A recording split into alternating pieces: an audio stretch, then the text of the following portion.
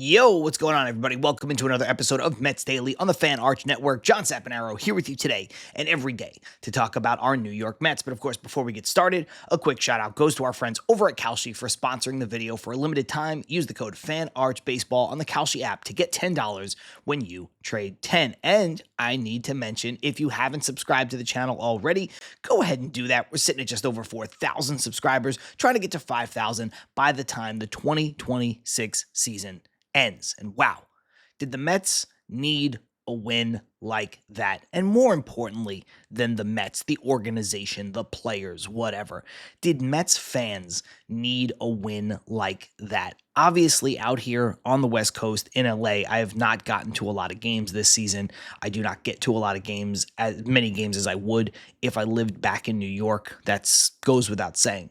But while I was watching this game on the couch, I looked over at my girlfriend and I said, this is one of those games that even in a lost season, even in a season when your team is bad, very bad, you can get into the ballpark Monday night, late summer, for almost no money. The weather's going to be iffy, and shout out to the fans who sat through a little bit of rain, but whatever. The weather's going to be iffy. You get into this game for almost nothing. The Mets are playing a hated division rival. So much history, so much vitriol.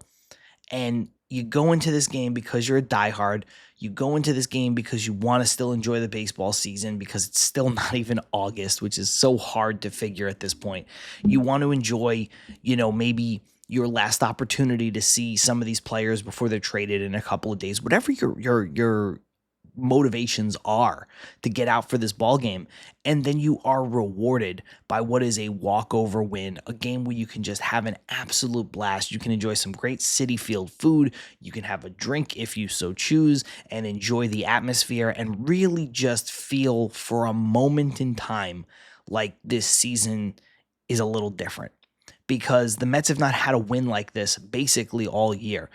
14-3, they dominate the Braves. It's 14 runs on 19 hits. They had 5 players in their lineup with 3 hits. Not only did every starter get a hit, they had 5 players with 3 hits. Ewing, Lindor, Bichette, Simeon, and Taylor all had 3 hits each. And speaking of Tyrone Taylor, he is on an absolute tear. And while we're talking about him, I'll lump in Marcus Simeon because we have to give credit where credit is due. This is a guy that people wanted off the team. This is a guy who people, wanted to, I don't even know, shoot into the sun, I suppose. I understand where the vitriol for this Marcus Simeon trade situation comes from. People loved Brandon Nimmo. People don't like David Stearns. They're looking at Marcus Simeon as the poster child for the failures that are the 2026 New York Mets. He is the conduit for which to hate David Stearns and the choices that were made and the decisions that were made. And I understand that to a degree. I mean, I think some of the vitriol is a little unearned in that Marcus Simeon is here just playing baseball and you have to take the human element into effect. But I get it. He's not been good and he's older and he's not going to be here a long time. You don't have the love affair with him that you did with Brandon Nimmo because he's not your guy. I get all of that. But you take these 2 players, and I think it's important to bring them both up because they've both now had big home runs on back-to-back days. Tyrone Taylor first goes 3 for 5, 3 runs, 3 RBI, that one big home run. Second 3-run homer in as many days. And that stock is up, up, up. Tyrone Taylor is doing right now what the Mets thought they were going to get from him a couple years ago when they traded for him to acquire him, because he was a guy who's always hit lefties with a little bit of power. He's a guy who's been able to drive the ball in his career when he was with Milwaukee. And here with the Mets, he hasn't been that guy. He's had some good moments. He's played great defense up until this season. He's played a lot of mediocre defense this season, but on the Mets, who hasn't? But this is a guy who profiled as this kind of player. This is what they thought they were getting, and they never really got it. It's not to say that he was bad in his tenure here, but now turning it on this way is kind of the best time to do this, because again, the Mets are open for business. The Mets have players to trade. The Mets are going to move pieces, and teams are going to need players like Tyrone Taylor, especially if they don't want to pay for Luis Robert Jr. So look, is he going to change anybody's team? Is he going to change anybody's lineup? No, but they're going to need players like that. So him doing this now, this close to the deadline, is only going to increase his stock. And again, if you control both assets, whether that's Luis Robert Jr. and Tyrone Taylor, and people are calling around about players like that, and all of a sudden now you can offer both, or you can offer Tyrone Taylor as a cheaper alternative, whatever the case may be, I think that starts to bode well for you if you are a seller, which of course the Mets clearly are. For Marcus Semien, I think his numbers kind of go in the opposite direction. He's 3 for 4, 3 runs, 2 RBI, the home run, the walk. But he's a guy who is going to be here in 2027, whether we like it or not. Whether you want him on the team, you don't want him on the team, he is going to be a part of this team. The Mets are going to figure out probably at some point next season what they need to do with Marcus Semien, whether he becomes a really expensive utility player, really expensive platoon player, whatever. But again, like I've said so many times on this show before, this portion of the season is now for evaluation. And it doesn't mean just evaluation of AJ Ewing and Nolan McLean and Carson Bench and Christian Scott and Zach Thornton, who we'll talk about in a little bit. It's also evaluation of guys who are going to be here, whether you want them to or not. They're making a lot of money. Sean Manaea, Marcus Semien, Jorge Polanco. You want to see them be better so that you could say, well, you know what? They have something left in the tank, and we might be overpaying them because they might not be the player that we thought we were going to get, or the player that they used to be, or whatever. But we are going to get something out of them. And right now, Marcus Semien is showing you that maybe he's not a second baseman that needs to play, 162 games every season. Maybe Marcus Semien is a guy who doesn't have to be a straight platoon player, but a guy that you pick your spots with. You rest him, you keep him off of his feet, you keep him healthy, and he can be an asset. Because to me, it's no surprise that Marcus Semien, after playing basically every game, and some of those games he was playing hurt apparently, but after playing basically every game, he goes down, he gets a little bit of a rest and reset, and it was shorter, to his credit, than a lot of us thought it was going to be. But he goes down, he gets a rest, he gets a reset, he gets off of his feet, he comes back up, and since he's come back up, he's been hitting again, which shows you, one, he needed a little time to get healthy, and two, he just probably at his age needs a little time off his feet. So I think things like this, if the Mets are smart, and if the Mets are listening and the Mets are watching, can only bode well for this team. So I don't care if the Mets are 18 games under 500, 18 games over 500. I don't care if the Mets are in first place, last place, anywhere in between. If you come out and you beat a major league team the way the Mets beat a major league team, and that major league team also happens to be one of your biggest historic division rivals in the Atlanta Braves, and you go out there and you absolutely dominate them, I'm going to take that win every single time. I told you I don't throw wins back regardless. I'm not going to throw back a win where the Mets put up 14 runs on 19 hits, win in a laugher, win going away. Kudos to the New York Mets for doing it. Hopefully they can build off this. I'd like to play spoiler a bit. I'd like to beat some of these really good teams. And this is back-to-back games when you go to the Dodgers series on Sunday that the Mets have beaten a first-place team. So, again, it's not going to matter for the New York Mets. It's not going to matter for Mets fans in 2026 in terms of our record and where we're going, because they ain't going anywhere. But it should matter to you if you're a fan, because you should want to beat the Atlanta Braves as many times and by as big a margin as humanly possible. A big part of that win was once again Zach Thornton, who comes out here and just pitches. He just pitches and he delivers, and it's very refreshing to see. It's kind of old school. He's a bit of a throwback lefty. He's a crafty lefty. I think we saw here in this game, and this is not to throw cold water on what has been a really solid start to his major league career for Zach Thornton, but I think we're seeing in this game a little bit more of what Thornton is as a pitcher. He's a guy who is going to have some run. He's going to give up some runs. He's going to give up some hits. He's a crafty lefty. He's a throwback kind of lefty where he's not going to throw super hard. He doesn't have great stuff, but what he does is he pitches. He pitches in the zone. I saw Ryan Finkelstein compare him to John Neese, and I think that's a really good comp for the type of pitcher and the type of build and the type of stuff that Zach Thornton possesses. And it's, again, not a knock on him. It's just you're seeing in this game, I don't think he's a guy who's going to throw too many streaks of 18 scoreless innings or more. I think he's a guy who's going to come out and do more often than not what he did today, which was 6 innings pitched, 3 runs. And that's a very effective starter. One, that's a quality start. Two, Mets fans over the last 2 seasons have been starved for a pitcher like that. So I don't think that's not me putting him down. And I don't think that's a bad thing. I think that's a very viable piece to have in a major league rotation of a guy who, or for a team that's trying to be competitive. That guy is going to keep you in more games than he's going to cost you because he just seems to know how to pitch and he's not afraid. He throws strikes. He stays in the zone. He knows he's going to get hit sometimes, but it doesn't deter him. And I like that. So the overall numbers, 6 1/3, 6 hits, 3 runs, 1 walk, 5 strikeouts. Like I said, that's a quality start. And all 3 runs came at the hands of Ozzie Albies, who's obviously no slouch with the bat. He had a 2-run home run, added another RBI later on. And when you look on the season, it's 2-1 with a 2.43 ERA and a whip under 1 for Zach Thornton. So you're starting to see a legitimate building block. Now, I'm not ready to anoint this guy as some untouchable piece of the rotation because, again, he's not the level of prospect that Nolan McLean is, certainly that Christian Scott was at the time when Christian Scott was still a top prospect prior to the injuries, but he's not that level of pitcher either. He doesn't have that kind of stuff. He's not on par with other lefties in the Mets organization, like as Jonathan Santucci, who just got called up to, AAA from where he was at. So he doesn't fall in line with that same prototypical sort of pitching prospect. But that doesn't mean that he is useless. It doesn't mean that he is not valuable because, again, I think he's a guy who fits a certain mold. And if he's going to be aggressive and he's going to throw strikes, Jose Quintana comes to mind as a more recent Met than a guy like John Neese, if you're a bit younger, where these guys are again, I don't want to use words that have negative connotations, but these guys are serviceable. These guys are important to have.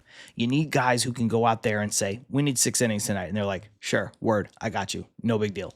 And I think that's the kind of pitcher that Zach Thornton, can become as he grows into this. Now, eventually guys are going to start to figure him out and he's going to have some blow up outings eventually, because that's just how the league works. Look, if the league figured out Nolan McLean, the league will figure out Zach Thornton.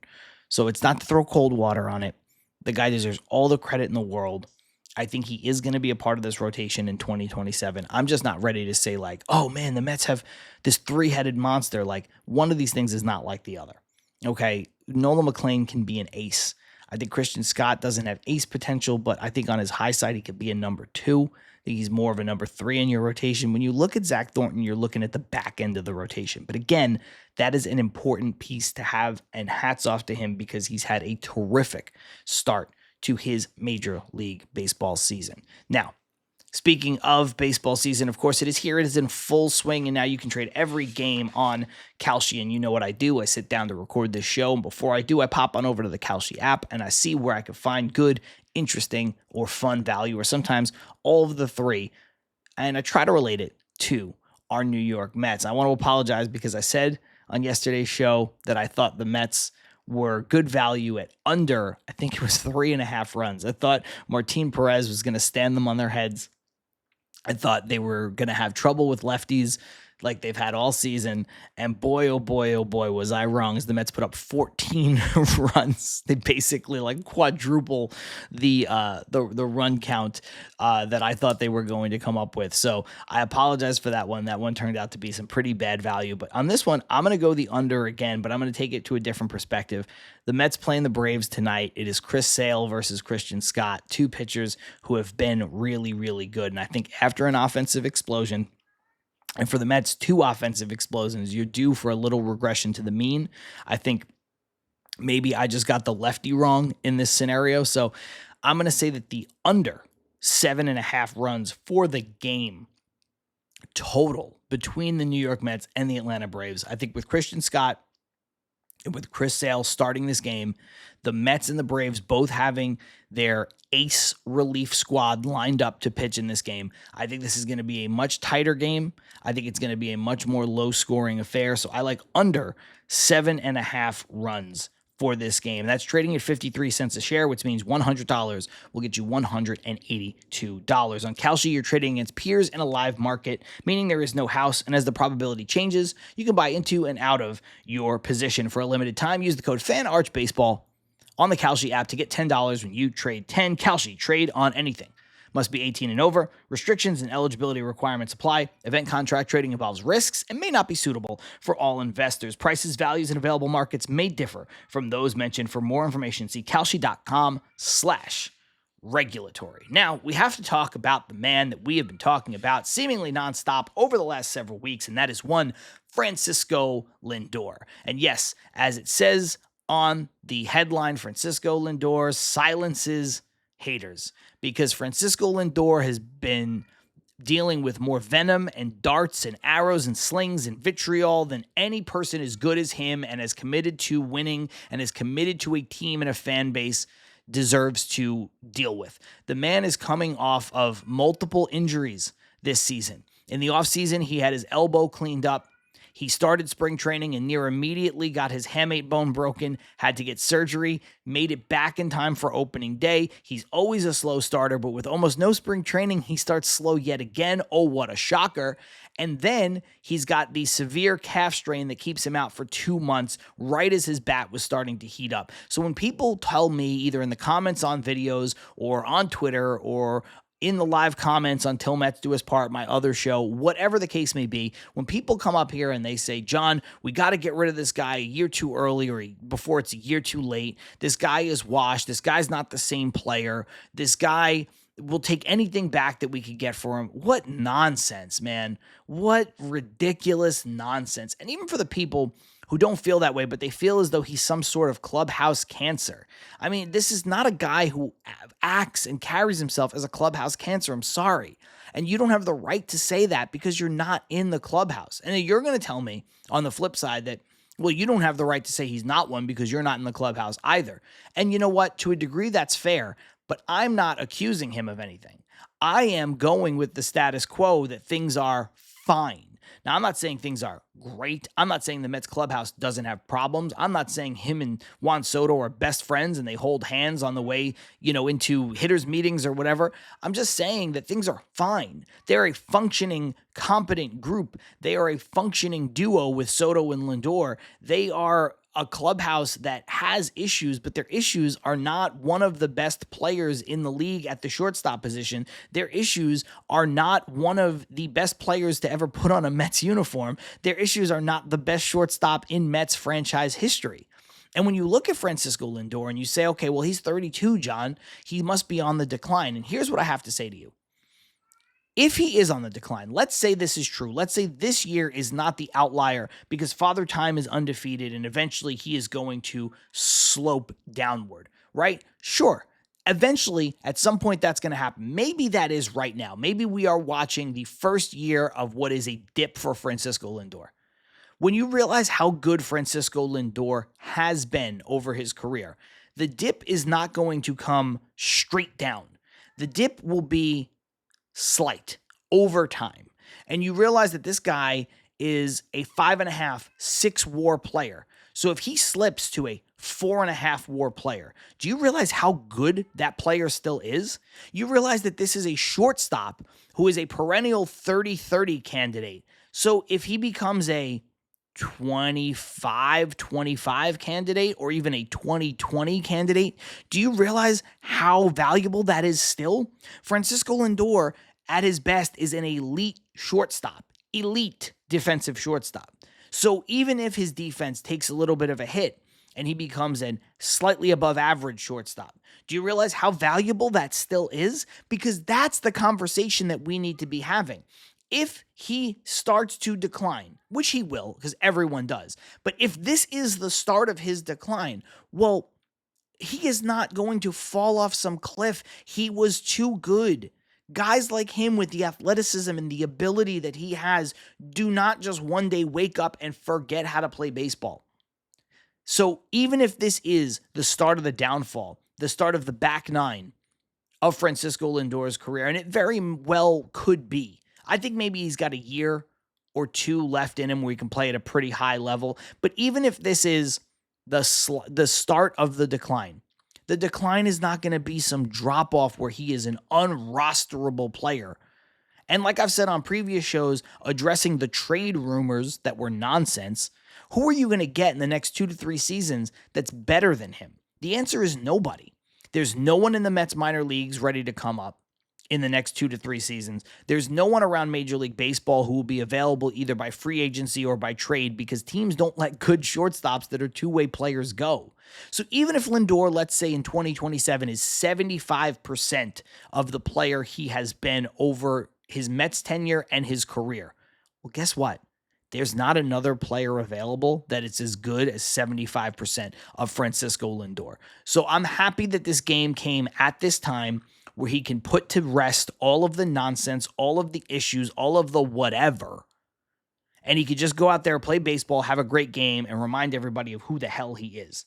Speaking of that great game, 3 for 5, 2 home runs, and a triple with 6 RBI. Thank you very much, Mr. Francisco Lindor. The last thing I want to talk about is something that got talked about a lot on the broadcast itself. And I was watching this, and it was kind of funny in a way, but kind of very sad in a way. And that is the way the Braves treated their pitcher out on the mound, Connor Thomas, who went 2 2/3 innings pitched, 10 hits, 11 runs, 5 walks. And he was made to wear it, right? The way that you hear that expression all the time. Gary Cohen called him the sacrificial lamb. And I think that there is something admirable in old school baseball about like, hey man, we need you to just go eat these innings, right? And then there's whatever happened last night. And I joked about it on Twitter a little bit that Ron and Keith were lamenting Connor Thomas as if we were all watching some horrible atrocity occur in real time. But we kind of were from a baseball perspective. There is a line where it's old school. There is a line where it's kind of funny. And then there's the threshold. And it crossed over that threshold. And you could tell by the way Ron and Keith were talking about it. They used words like sick to their stomach and not a happy camper and not enjoying this at all. And feeling bad for the kid. And I think you have to agree because I think this rule that the Major League Baseball set up where you have to be either up or down 8 runs to use a position player in a game is good in theory, but in practice leaves a lot to be desired. Because then what you have is a game like last night. So you want to keep the integrity of the game if you're Major League Baseball and you don't want to have a position player out there making a mockery of pitching. Okay, that's fine. That's all well and good. But how was 10 hits and 5 walks and 11 runs by a guy who was clearly gassed, clearly didn't have it to begin with, clearly couldn't get out of his own way? How is that not making a mockery of pitching and the game? Would a position player have been any worse than what Connor Thomas was doing? And oh, by the way, you might be destroying a player's confidence. You might be destroying a player's arm. There's a lot of things there where I don't know if again, in practice, this is something that Major League Baseball should do. Now, I get it that maybe they don't want just position players out there all the time. But prior to this rule, I don't know if position players were out there all the time. I understand that there was the concept of games being punted in Major League Baseball because teams want to save their bullpen, and that's what we saw from Atlanta last night, and I get that as a concept. But to compare it to something else like load management in the NBA, load management of star players in the NBA became so ubiquitous that they had to find a way to legislate it out. I don't think that position players pitching in games in Major League Baseball was so ubiquitous that they needed a rule as punitive and as hard and fast as this 8-run rule that they set up. And that's why I think like in spirit it works, but in practice it doesn't. Because to me, that game was over. The Braves were giving up. It didn't matter if it was 6 runs. And then when they get to 8, they finally pull them. I mean, at that point, who cares? I think they pulled him at 9 runs after he gave up a sac fly. But like at that point, who cares? Who cares what happens? So I think it's just this weird situation that Major League Baseball needs to figure out. They either need to loosen up the reins a little bit on what the run differential is, or they need to have there be some kind of sliding scale where maybe it's 8 runs from the 5th inning on, but it can be 6 runs in the 8th and ninth inning, something like that, where a team can go to a position player and doesn't have to have a guy throw 70 something pitches in relief. And again, this was not some relief ace. This is not some masterful experience. This is not some guy who came up who's a starter who's going to go out there and say, "Hey, you know what, kid? Look, you're a 28-year-old middling AAA starter. We're going to get as much out of you as we can, and you're going to go out there and you're going to do what you're going to do. But maybe you're not ready, but they're going to score some runs, but it's okay." This looked like a guy who was just beleaguered. Connor Thomas looks like a guy who was getting beat up physically. And I don't think that's okay. And I think that's the difference. You don't want the guy to go out there and just look defeated, look beaten, look exhausted. I don't think that's how you handle your pitching staff. I don't think it's good practice. I don't think it's good policy. I don't think it's good karma. And I mean, for that last one, it's the Braves, so who cares? I hope they never win a game for the rest of the season. But I don't like that that's the treatment you have decided to give to a player on your roster in your system. These players, I know the spots are precious, and I know that being on the big leagues, even for a moment, even in a mop-up role, is something that just these kids dream of. But they also have faith that you're going to protect them as an organization. And what the Braves did last night to Connor Thomas was not protecting him. They hung him out to dry, and not in the old school baseball sense. They hung him out to dry in a really, really bad way. So again, I would look to adjust this rule sometime in the offseason. If you want to keep it at 8 runs up or down from the 5th or 6th or 7th inning, whatever. But I think once you start to get into the 8th and ninth inning and games are out of hand, and we know they're out of hand, and they're 6 runs different or even 5 runs different in some cases, I think you should be allowed to bring your position players in if this is how we're going to handle pitchers, because this is done in the name of keeping pitchers safe and keeping pitchers healthy too, or rather the Major League Baseball is set up to keep pitchers safe and keep pitchers healthy all the time, except on a rule like this. I don't like it. I don't like how they treated him. I think it was bad practice. I think it was bad policy. I think it was disrespectful, and I think it hurt him.